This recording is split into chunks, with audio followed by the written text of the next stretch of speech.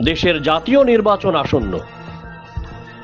নির্বাচনকে সামনে রেখে প্রতিবেশী রাজ্যগুলির মধ্যে সুষ্ঠু আইন শৃঙ্খলা বজায় রাখার লক্ষ্যে বৈঠকে বসল 3 রাজ্যের পুলিশ কর্তারা। বুধবার এই বৈঠক অনুষ্ঠিত হয় অসমের করিমগঞ্জ জেলার পুলিশ সুপারের কার্যালয়ে। মূলত ত্রিপুরা, অসম ও মিজোরাম এই 3 রাজ্যের বর্ডার এলাকার 3 জেলার পুলিশ সুপাররা প্রতিনিধিত্ব করেন নিজ নিজ রাজ্য থেকে।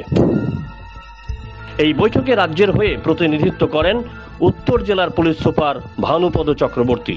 অসম থেকে প্রতিনিধিত্ব করেন করিমগঞ্জ জেলার পুলিশ সুপার পার্থপ্রতিম দাস ও মিজোরামের হয়ে প্রতিনিধিত্ব করেন মামিত জেলার পুলিশ সুপার অপু খান পই। 3 রাজ্যের এই 3টি জেলার সঙ্গেই প্রত্যেকটি রাজ্যের সীমানা রয়েছে। বৈঠকে আলোচ্য বিষয় ছিল 3 রাজ্যের সীমান্তবর্তী নাকা পয়েন্টগুলিতে কঠোর নজরদারি চালানো, অবৈধ চোরাচালানকারীদের গতিবিধির উপর নজর রাখা, সর্বোপরি ভোটের বাজারে আইন শৃঙ্খলাকে আরও আঁটোসাঁটো করা।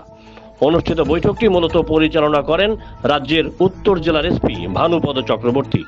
বৈঠকে 3 রাজ্যের পুলিশ সুপাররাই অপরাধ ঠেকাতে একে অপরকে সহযোগিতার আশ্বাস দিয়েছেন বলে দাবি উত্তর জেলা পুলিশের।